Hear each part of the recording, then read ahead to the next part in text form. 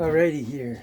This is another one on the Pistelle X68 and the X TAC Carbine. I've shown how to modify and put this pistol inside the carbine. You can go back and check out the videos, but I just want to show you if you want to remove the folding stock off your TAC carbine and just go with a basic setup like this, you can do that. This is not the 360. Oh, let me take this mag out. Okay, this is not a 360 one, so I mean, it's not gonna spin on you. Yeah, my stock's a little bit loose. I just have to tighten these set screws on it. I got a couple of set screws I put in. But yeah, guys, if you look down in here, there's a little, I think it's a 2mm Allen key slot. You just pull that out, and then you, from the bottom here, you can push that pin. Will come right up. Oh no, you can't. Yeah, you can. There, see? Just push it with your thumb, and it'll come up right there. But yeah, you just pull that out, and then your stock will come right off. So basically, there it is right there. I had this piece modified for another build, so I can get an HPA adapter come out here into the side, but I'm going to block all this off, and I'm going to backfill it. Like, I'm going to put a shell around here, and I'm going to pour some resin down in there, and I'm going to make it solid again, then paint it black. Just to get that support back. Not that you need it, there's enough there already. But yeah, this here just goes into that part. So, if you just see there, the little round part, just connects in here, and it allows it to spin in and out, and then it locks with this little device right there. So that goes into there, and it stops your carbine from coming out. This is also Fab Defense core I put on it. Like, the only thing that's wiggling here is just this little cheek riser, because you can raise it up, you can pull it up or down, but the stock's on pretty solid. I got it bolted down with 2mm sets. There's 2mm bolts. And there's one there, and then there's one down there, as you can see. Anyways, that's just because it's kind of low. You need a little bit of a cheek riser for that part. You don't need it, but it just makes it more comfortable. And then yeah, for here, guys, we just got, I've showed all this off before, but you get one of these HD 24 adapters, critical situations, MCS, pretty much everywhere's got them now. They go up into the pistol grip. It's got a pistol grip thread for the X to HPA thread. So you can put your ASA on-offs or whatever you want here. But as you can see, from that adapter, I got, this is one of those, the fill nipples usually stick out of. It's a universal HPA fill nipple adapter. It's got the 1/8 MPT fittings, 90-degree elbow, male to male. Then I got the next size up from 1/8 MPT. It's a conversion, 1/8 MPT to the next size up, and then I tap the threads inside the ASA on-off, so that way I could screw this. I think it's 1/4 inch. No, it's, yeah, I think 1/4 inch is next one after 1/8 MPT. So 1/8 MPT to 1/4 inch, and then I got it tapped and threaded in there. This is my degassing on-off. So now, as soon as you ungas your mark, you turn it all the way up here like this until your pin. There's a pin in here that's going forward as you turn it, and it's going to run into the head of the pin on the tank.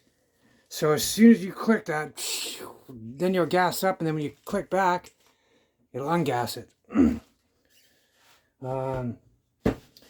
Yeah, guys, you can go ahead and put any stock on here you like. You can decorate it any way you like. These are my favorite lasers and lights and scopes, so this is what I use on most of my markers. I got a whole bunch of these. But yeah, man, this is a nice, short, tight, compact, very lightweight. Now you got an HPA. I got HPA shims and stuff coming. I'm pretty sure I got my regulator in, but I just need my my burst discs.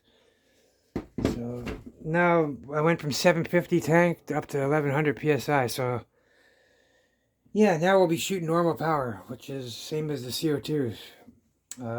Anywhere to start at over 50 joules. With this long barrel, we get as high as 64 joules with it. It's only about a 1.5 or 2 inches longer than the stock. A little extension, but that one's from Sterling Self-Defense. He sent me out a couple. But yeah, guys, and then you've seen me build these two, my extended magazines. Yeah, like there's a lot of meat in here to drill through, as you can see. Hold on, let me spread this down a little bit so I can see. Yeah, so you can see those, they got the little screws going in. As I can tell, I need to cut them off a little bit more just to make them flush, but other than that, it's solid. Ain't going nowhere, it ain't moving, there's no wiggle, no jiggle. I don't even need, technically, like on this one I only got 4 screws, but on the other ones I got like 6. 4 is more than enough, as long as you got one in each corner. And I've got it tapped into the steel to the point where it goes into the steel, but it does not go through. Because if it goes through, then it'll jam the balls up. You'll know it just by trial and error, screwing it in and trying a ball, and screwing it in, trying a ball when it locks. Then just reverse it enough until the ball passes, then you can pull it out and then just cut that slack off, which I haven't done yet. But yeah, I've got about 3 of these now. These are the Umarex HDR68 barrels. You can use the HDB barrels if you replace the barrels and you got a spare sitting around, but yeah, see, I got another one here. These are 14 round magazines. This one here is 11 round magazine, and it's made with carbon fiber. So yeah, I just got a coin in there. It fits flush. Like, actually I had to hammer it in. I don't even really need that pin, but that pin's just in there for good measure, so it doesn't ever come out. Yeah, just got a longer spring. You've all seen me shoot these. They work flawlessly. No problems. So yeah, this will be 11. I'm going to make a little drum for it too, so I just got to get my printer. I'm sure now somebody heard this video, they're going to go out and do it first. But yeah, it's very easy, man. Like, I can even turn an airsoft drum in. I've done this before with other air guns and stuff. I left the air gun world to come to Less Lethal like 7 years ago, so anyways, yeah, that's pretty much it for this, guys. It's pretty simple build. It allows you to get HPA. You get a lot more shots. We now have a degasser and an ASA on-off. Critical things to use. Like, you got to have stuff like this. Like, if you have to turn your tank or turn a CO2 tank all the way in versus just a quick turn or something, it's too much time when somebody's trying to close in 8-10 feet distance on you. You ain't gonna have enough time. I won't. So that's why I go around and I make sure I get all the stuff, the good features that you need in a Less Lethal marker. You need power. Power and reliability are like your two. Is it gonna jam or is it gonna shoot? And then how much power you got. Those are the two most important things. How it looks and your air system and everything. As long as you got those two down, you're not getting no jams. You're able to shoot all your mags full without screwing up. And then you got decent enough power to stop the guy. That's pretty much key right there.